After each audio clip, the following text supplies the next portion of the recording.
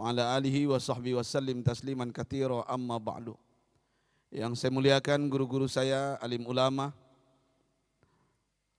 bil khusus pengurus masjid Al-Badar, mudah-mudahan ketua beserta jajarnya kompak sampai ke surga. Ayah bunda bapak ibu yang saya cintai,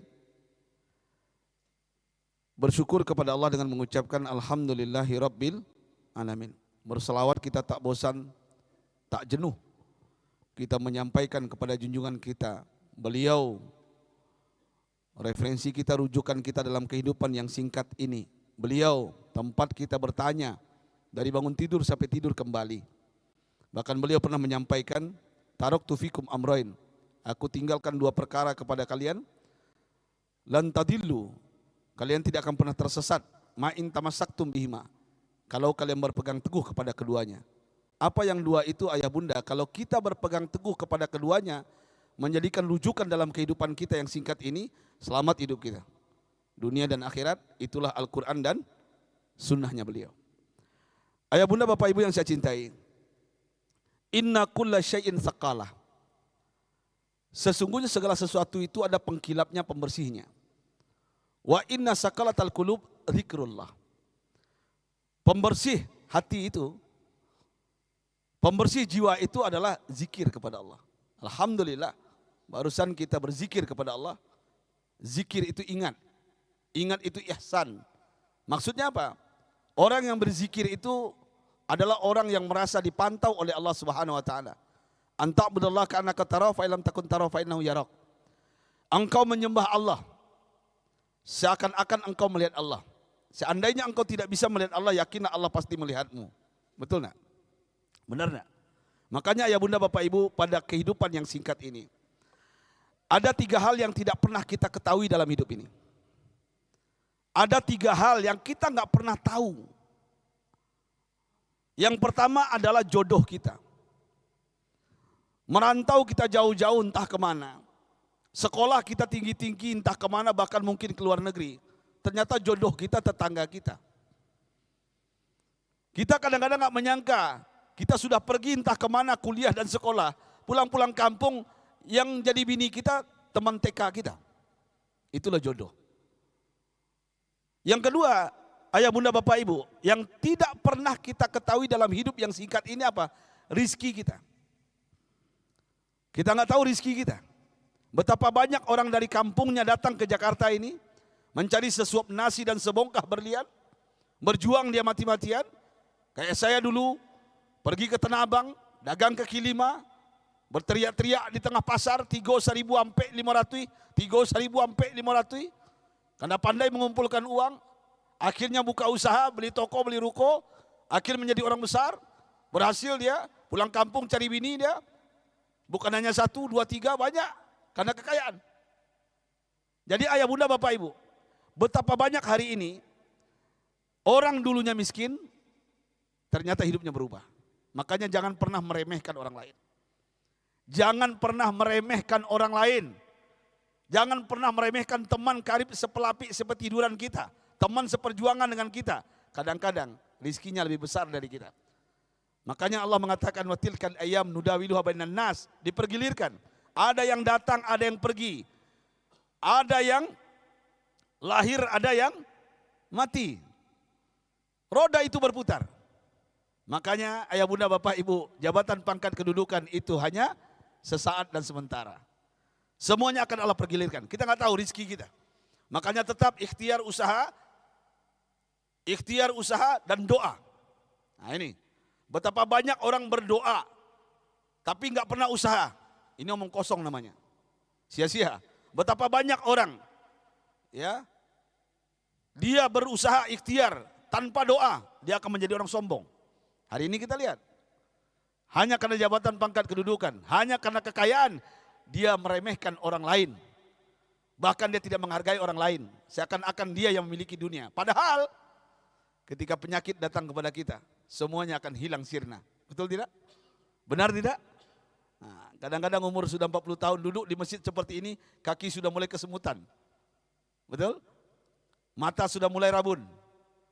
Kadang-kadang melangkah berjalan sudah mulai gontai. Artinya apa? Suatu hari nanti kita akan menua, dan itu pasti. Itu pasti ayah bunda bapak ibu yang saya cintai. Rizki kita nggak tahu. Yang ketiga, apa yang kita nggak tahu ayah bunda bapak ibu? Kematian kita. Kapan kita mati? Di mana kita mati? Bagaimana kita mati? Kita nggak pernah tahu. Allah yang mengetahuinya. Makanya ayah bunda bapak ibu yang saya cintai, saya menginginkan pada kesempatan yang singkat ini dalam kajian zuhur ini, Rasulullah mengingatkan kepada kita, apa kata beliau dalam sabdanya, igtanim khamsan qabla khamsin. Pergunakan yang 5 sebelum datang yang 5. Kita masih ingat lagunya Roma Irama. Ini lagi viral juga kawan ini sekarang. Semakin menua juga, ya, masih eksis beliau. Ya. Pergunakan yang 5 sebelum datang yang 5. Apa yang mesti kita pergunakan Bapak Ibu? Yang pertama kata Rasulullah, syababaka qabla haramika. Masa mudamu sebelum datang masa tuamu.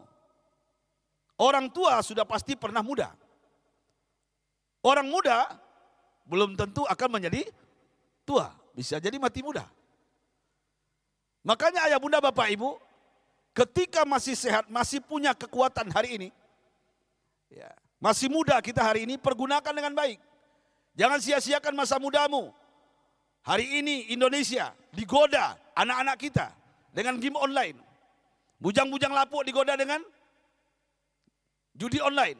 Kita orang tua diuji dengan pinjaman online. Betul nggak? Benar nggak? Betapa banyak orang bunuh diri hanya gara-gara pinjol. Mudah-mudahan selamat jemaah masjid Al-Badar ini. Amin ya rabbal. Nah, karena gaya hidup hedon. Kalau bahasa kami di Tanah Abang, gaya barat lagu saluang. Tari Jepong, joget India, hidup melarat tidak tahu diuntuang. Pengen bergaya, lihat ada tetangga, ganti mobil pada kredit, hidup susah. Betul nggak? Biarlah punya apa adanya. Yang penting cash. Biarlah punya motor Astrea Star atau legenda. Yang penting cash daripada NMAX tapi kredit. Mohon maaf yang punya NMAX. Minta maaf saya. Itu tiap bulan itu stres Pak. Ya berpikir Parion apalah namanya. Yang jelas intinya adalah dahulukan kebutuhan daripada keinginan. Saya pernah cerita kalau nggak salah di sini. Mahasiswa saya nggak sebutkan di kampus mana. Mahasiswa saya ini orang Minangkabau. Dia kerap dengan saya. Dia mau menikah Pak. Mahasiswa saya mau menikah. Sambil berkata kepada saya, Ustadz saya mau menikah Ustadz. Cantik anak itu Ustadz. Oh tinggi semampai. Lehernya Pak Jerapah mirip Sophia Lacuba. Terus saya mau menikah di gedung. Wih mantap saya bilang. Sudah ada modal. Nah itu masalahnya Ustadz. Nah, saya pinjam uang bank. Berapa? Ternyata biaya semua, wedding, catering, gedung, apa namanya lagi nih? Macam-macamnya itu hampir 150 juta. Untuk menjadi raja dan ratu satu hari hilang duit 150 juta. Bayangkan, saya tanya sama dia, yang bayar cicilan siapa? Saya Ustaz. Oke. Yang bayar cicilan kamu. Seandainya nanti, kamu tinggal di mana nanti? Dikontrakan Ustaz. Dikontrakan. Nikah di gedung tinggal dikontrakan. Waras nak? Waras nak? Hah? Gara-gara hedon penampilan pengen tampil beda, ayah bunda bapak ibu, masa mudanya biar keren kelihatannya dengan tamu-tamu datang diundang. Woi hebat anak muda ini. Padahal hutang. Saya sampaikan kepada dia, menikah kau, tinggal di kontrakan 3 bulan, bini minta cerai. Siapa yang melanjutkan cicilan? Siapa yang bayar cicilan? Kamu kan? Kamu bodoh bonga. Bonga apa? Kamu bodoh apa bego? Bingung dia. Jawab saya bilang, bodoh bego. Iya sama aja Pak Ustadz. Makanya bilang sama calon binimu itu, kita nikah apa adanya. Lebih baik nikah di KUA, di kantor KUA. Ya. Yang penting tabungan miliaran. Ya. Uang 150 juta itu bisa buat modal tuh. Buka warung kecil. Halo? Temenung dia. Dibilang sama perempuan ini, nak mau perempuan itu, nak mau dia Ustaz. Jadi mau kamu apa? Dia bilang, saya batalkan menikah. Mantap saya bilang. Nih baru hebat laki-laki kamu bilang. Artinya perempuan ini nggak mau hidup susah. Untuk apa? Makanya ayah bunda bapak ibu yang saya cintai, masa muda itu berguna. Jangan tertipu dengan gaya dan penampilan. Betapa banyak hari ini orang stres, akhirnya stroke, akhirnya stop mati mendadak. Betul nggak? Ini yang pertama. Masa muda, Pergunakan dengan baik. Yang kedua kata Rasulullah, apa kata Nabi kita mengingatkan kepada kita? Sihataka qabla saqamika. Pergunakan masa sehatmu sebelum datang sakitmu. Ayanda, bapak-bapak, mohon maaf saya. Coba tatap teman kita kanan kiri kita yang seperjuangan dengan kita. Yang sudah berumur 50 tahun, sama dengan saya. Tengok kawan kita kanan kiri, Pak. Lihat dia, ada yang sudah mulai kena gula, Pak. Nah, ini besok Samsul Arifin Nababan ngisi di sini kan. Barusan saya jumpa dia di puncak kemarin. Ya, punya bini baru beliau. Alhamdulillah. Alhamdulillah. Nah, Syarifah lagi dari Yaman. Langsung dari Yaman. Hebat beliau nih kawan nih, Nababan nih. Ya, di balik pun namanya tetap Nababan. Salam sama beliau besok. Ya. Jadi ayah bunda bapak ibu, artinya apa? Kesehatan itu. Kami bercerita kemarin di puncak. Ternyata makanan sudah mulai berubah. Beras, nasi harus dikurangi. Ya, sudah gula, badan sudah mulai turun. Barusan saya ditelepon teman juga. Turun 30 kilo beratnya, bayangkan Pak. 30 kilo beratnya. Sahabat seperjuangan dengan saya, ganteng gagah orangnya. Banyak janda suka sama dia. Dulu. Sekarang apa daya? Ternyata yang paling mahal di dunia itu Pak, bukan uang. Bukan rumah mewah, bukan mobil Rolls Royce. Yang paling mahal itu adalah kesehatan. Makanya saya diajarkan guru saya. Ya, apalagi ustadz-ustadz ini, makan enak terus. Tidur di hotel. Ini sebentar lagi saya terbang lagi nih. Saya langsung ke bandara. Nah, itu udah pasti itu. Kolesterol pulang-pulang ke Jakarta naik lagi. Ya, macam-macam dikasih makanan. Yang jelas intinya ya bunda, kesehatan itu penting. Yuk, minimal 1 hari 30 menit kita olahraga 30 menit minimal. Ayo. Mari, ini Rasulullah yang mengajarkan. Yang ketiga apa? Pergunakan faragaka qabla syughlika. Masa lapangmu, masa kosongmu sebelum datang masa sempitmu. Nah, ini mohon maaf. Mohon maaf saya sampaikan. Makanya Islam mengajarkan, Al-Quran mengajarkan faiza farokta fansab. Kalau selesai melakukan suatu pekerjaan, lakukan pekerjaan yang lain cepat. Jangan ada jeda waktu untuk kosong. Kenapa? Mohon maaf saya minta maaf. Hei bujang-bujang lapu, ada? Hei para duda, ada duda? Ini hasil penelitian. Bujang lapu, apalagi duda, kalau sudah kosong jadwalnya, nggak ada kegiatan lain, pasti rata-rata nonton film porno. Ini mohon maaf saya minta maaf. Dia cari di pojok, dia masuk kosannya, kontrakannya ditutup pintu semuanya, dia nonton. Kok tahu Ustaz Oren? Hei, halo, santri saya banyak. Saya sering membergoki mereka. Jadi artinya apa ya bunda bapak ibu yang saya cintai? Waktu kosong itu adalah setan yang akan menghabisi kita. Hati-hati dengan lintasan pikiran. Ketika tidak ada kegiatan yang bermanfaat, ujung-ujungnya maksiat. Ada bujang lapuk? Ada duda? Apalagi duda, sudah pengalaman itu. Halo, ini handphone ini gila Pak. TikTok yang kita lihat scroll, itu perempuan isinya semuanya. Menjual auratnya, bergaya, sok cantik dia. Pakai kamera jahat, dia hitam padahal dia putih kelihatannya padahal hitam. Muntah kita lihat aslinya Pak. Tapi ketika melihat di TikTok, wih cantik betul dia. Body yang diperlihatkan disiramnya badannya, itu rata-rata. Ini kalau nggak hati-hati kita dengan handphone ini ayah bunda bapak ibu, ini setan yang luar biasa ini. Betul nggak? Betul nggak? Ngaku aja lah. Kadang-kadang kita yang sudah punya istri aja Pak, kalau nggak kuat-kuat iman Pak, saya kadang-kadang muncul juga, wah kacau nih sebelah. Apa namanya scroll itu ya? Itu aja isinya. Dan perempuan ini murah betul harganya, menjual auratnya di mana-mana. Mudah-mudahan bukan istri, bukan anak gadis kita. Amin. Amin ya Rabbal. Hati-hati dengan masa lapangmu, masa kosongmu. Hati-hati dalam bersendirian. Nah, jangan sering-sering sendiri. Hei, jangan sering-sering sendiri. Bahaya itu. Bahaya.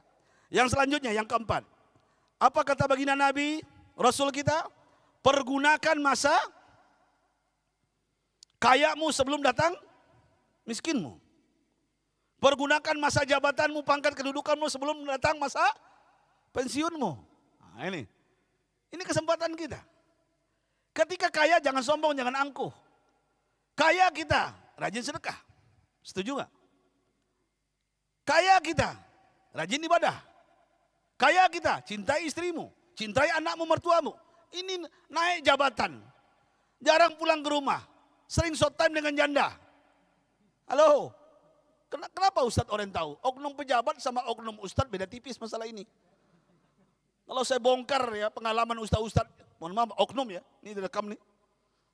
Oknum Ustadz di TV pun, kalau nggak kuat-kuat Pak, jamaah itu Pak, ya Allah, yang mengundang kami Pak. Wajah saya 4,2 Pak. Laku juga Pak. Diundang ke Gorontalo, ke Kalimantan, ke Sulawesi, yang mengundang saya siapa? Majlis taklim janda semua. Masuk kamar ke hotel kita. Kalau nggak kuat-kuat iman Pak. Almarhum Zainuddin MZ pernah di Singapura kan? Datang si Amoy kan? Apa Pak? Saya nak ditemani enggak malam nih? Saya ini pensara daripada Indonesia, penceramah. Biasanya apabila orang datang dari Indonesia datang ke Singapura nih, biasanya cari yang macam saya nih. Halo? Halo? Itu masih ingat gak kisah almarhum Zainuddin MZ? Apalagi kami-kami ini. Jadi artinya ya bunda bapak ibu, mohon maaf. Hati-hati. Jabatan itu kadang-kadang azab bagi kita. Ya, jabatan itu kadang-kadang membuat kita lengah dan lupa diri. Lupa masa lalu kita. Susah hidup kita merangkak naik ke atas Pak. Ketika sudah naik di puncak, hanya gara-gara perempuan. Nggak jadi kita menjadi bertahan, rumah tangga hancur, babak belur, anak menjadi malu, diviralkan. Bini pun, hati-hati Pak, bini bapak sekarang, dia viralkan Pak. Dicari bapak ke hotel tuh, diikuti dari belakang. Halo? Pakai kadang-kadang handphone kita Pak, diduplikatnya WA-nya Pak. Hati-hati kalian punya handphone. WA kalian dengan perempuan, istri baca di rumah Pak. Percaya enggak? Oh tapi istri saya pendiam Ustaz. Hati-hati yang pendiam itu yang bahaya. Saya nggak bercanda ini, yang pendiam itu yang bahaya Pak. Kadang-kadang Pak, ya, pulang kalian ke rumah, tahu dia, video call kalian, pulang ke rumah, diikatnya tangan kalian, dibakarnya pakai bensin mana kalian tuh. Halo? Saya nggak bercanda ini, banyak kasus Pak. Kalau diberitakan semuanya perempuan sekarang hebat-hebat Pak akhir zaman. Kalian berulah dia tahu. Pulang kalian, tidur kalian, dipotongnya barang itu kayak sosis Pak. Hati-hati. Ngomong baik-baik. Lagi punya jabatan pangkat kedudukan, ngomong baik-baik sama bini. Kalau mau nambah tuh ngomong baik-baik Pak. Halo. Makanya saya sering menyampaikan di sini, cukuplah sudah. Sepandai-pandai tupai melompat pasti jatuh juga. Sepandai-pandai menyimpan bangkai pasti tercium baunya. Saya pernah cerita di sini, pengusaha Tanah Abang, ini dekat nih, direkam nih. Sudah mati Pak, terbongkar semuanya Pak. Orang nyangka bininya satu juga, kiranya banyak. Halo. Dikuburkan di karet bifak. Semua datang apa? Minta warisan. Bayangkanlah, ribut sama istri pertama, kacau enggak? Secara syariat nggak dapat dia. Yang siri-siri itu nggak dapat Pak. Halo? Hati-hati. Pergunakan kekayaan ini dengan baik. Kalau tidak, hancur masa depan kita. Saya punya kisah dari seorang pengusaha. Istrinya sampai 16 orang Pak. 16 orang. Saya membayangkan kapan pakai kain sarungnya. Sudah tua duduk di kursi roda. Dia peluk saya umur hampir 78, menjelang 80. Dia menangis. Setelah saya ceramah, saya mau sabah, dipeluknya saya. Ustaz, batin saya tersiksa, saya nggak bahagia. Saya orang kaya, Ustaz.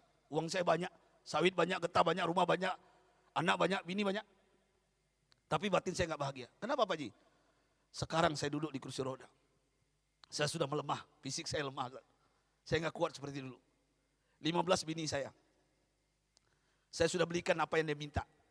Mobil Alphard saya belikan, toko ruko saya belikan, tanah saya kasih. Sekarang 15 orang lari dari saya, ditinggalkannya saya. Kurang ajar mereka semua. Hanya satu yang setia Ustaz.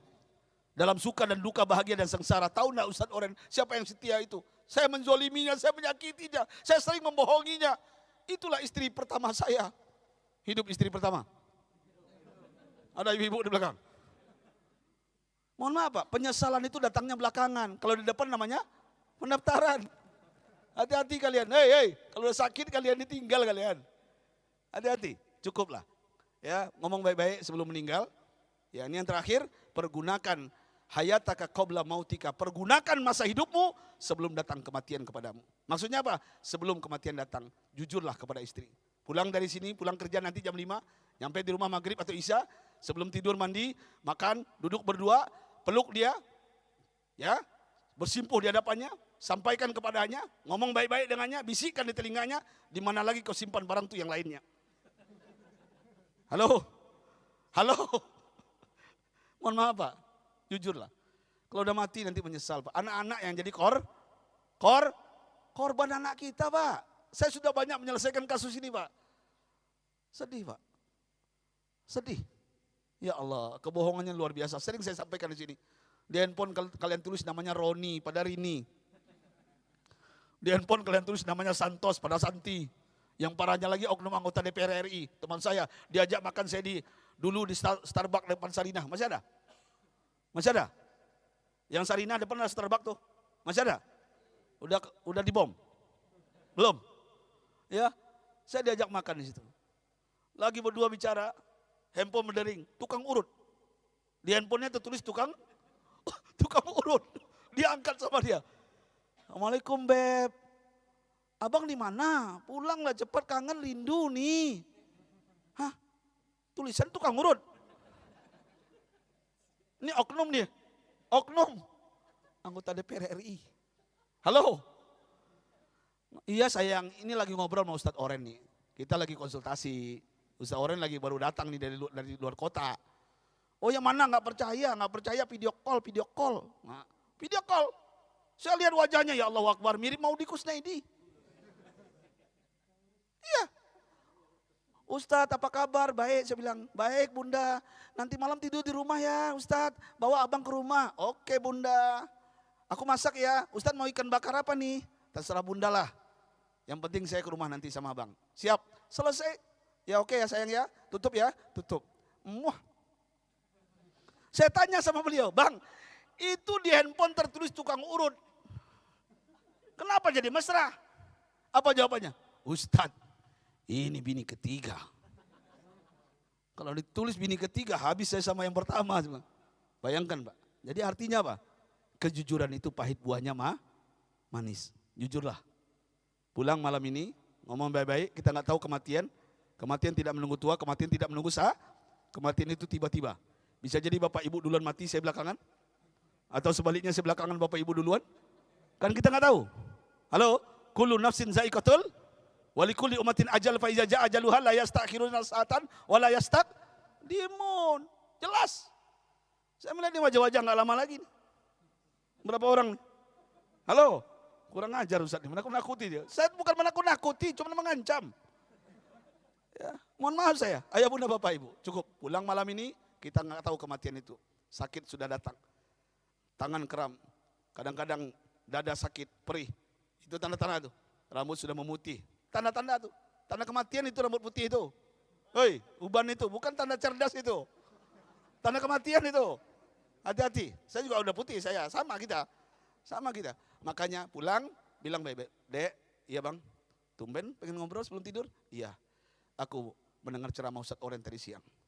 Kayaknya kurang ajar Ustadz itu.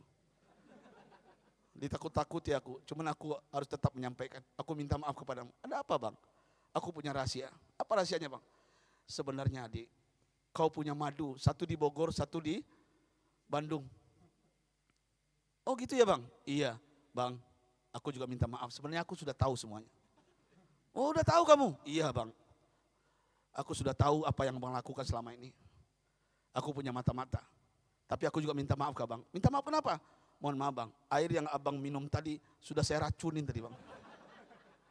Halo, tapi reaksinya 2 jam setelah ini bang. Tapi udah abang minum, saya juga minta maaf ke abang. Halo, jangan banyak ulah juga lagi, cukuplah menyakitinya. Pulang dari sini, ratu kita, bidadari kita, itulah yang halalan toibah. Jangan sakiti dia, jangan sakiti lagi dia. Yuk, di masa tua ini kita pengen bahagia bersamanya, jadikan sakinah mawaddah warahmah itu ada dalam keluarga kita. Keluarga kita adalah baiti jannati. Rumahku adalah surga. Pak, kadang-kadang Pak, mata ini yang menipu kita. Melihat perempuan di luar, wow. Ketika melihat perempuan wow, ketika kita suka dengan perempuan itu, bajunya begini-begini, belikan baju istri kita kayak gitu juga. Suruh pakai dia, sama aja Pak. Suruh pakai dia. Lihat pramugari gitu, yang sering naik Garuda nih. Ya, pulang-pulang beli baju pramugari itu Pak, suruh pakai istri Pak. Sama aja Pak.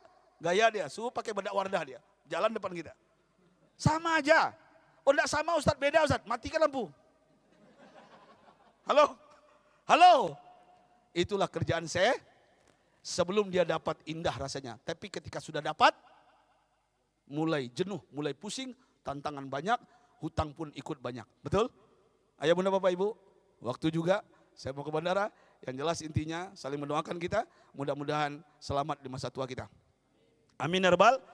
Saya hanya berpesan, amalan, ini saya kasih amalan. Kalau ingin kuburan kita bercahaya, sebelum meninggalnya kita, amalan ini. Kalau pengen bapak ibu kuburnya bercahaya, lakukan 4 ini. Pertama apa? Jangan pernah tinggalkan sholat 5 waktu. Saya lihat nih orang rajin sholat. Alhamdulillah. Ya, dimanapun azan berkumandang, berhenti. Kecuali musafir ya, ada uzur.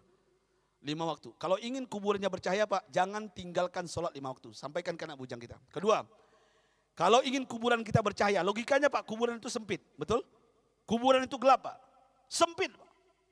Kita hanya ditemani oleh semut, belatung, ular, kalajengking. Gelap, tapi bisa terang dia karena amalan kita.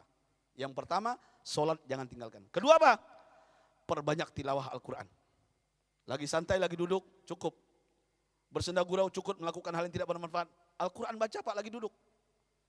Minimal satu hari itu 1 juz. One day one juz. Sama-sama kita, saya menasihati diri saya. Karena apa? Yang menolong kita nanti di akhirat bukan jabatan. Bukan istri, bukan anak, bukan rumah kita, bukan mobil kita. Yang menolong kita siapa? Al-Quran. Iqra'ul Quran fa'innahu ya'ti yaumal qiyamah syafi'an li ashabi. Bacalah Al-Quran ketika masih di dunia. Kenapa? Nanti di akhirat, di kuburan kita yang membantu kita, mencahayai kuburan kita, Al-Quran. Ini hadisnya sahih. Ini yang kedua. Kalau ingin kuburnya bercahaya. Yang ketiga, perbanyak sedekah infak. Ya, jangan pelit. Jangan bakhil. Jangan tamak binsarakah. Halo? Semakin kaya semakin pelit dia. Waktu miskin janjinya banyak. Saya punya kawan Pak, ustadz juga, kiai juga. Ya, lagi jaya-jayanya dia, sampai dia berjanji dengan saya, Ustadz, ya saya dapat proyek nih. Proyek apa nih? Ya Allah, 7M. Kalau tembus ini Ustadz, saya mau kasih pesantren Ustadz nanti 50 juta. Saya transfer, Alhamdulillah, makasih Pak Kiai. Ini oknum juga, oknum. Ini direkam nih. Ya. Ya. Oh iya makasih Pak Kiai, saya bilang. Akhirnya apa? 5 menit nelpon saya lagi. Ustadz, iya Pak Kiai. Kayaknya 7M ini kalau tembus nanti proyek ini cair, banyak yang mau saya bagi. Kayaknya Ustadz enggak bisa 50 juta saya kasih ke pesantren Ustadz. Saya kasih cuma 25 juta enggak apa-apa ya? Enggak apa-apa. Makasih Pak Kiai. 5 menit nelpon lagi. Saya enggak bercanda ini Pak. Halo. Dia telepon lagi. Ustadz, iya begini Ustadz, banyak anak yatim piatu yang harus saya tanggung nih Ustadz. Kayaknya buat Ustadz, kayaknya saya kasih 10 juta enggak apa-apa Ustadz. Saya dalam hati saya, kurang ajar nih orang.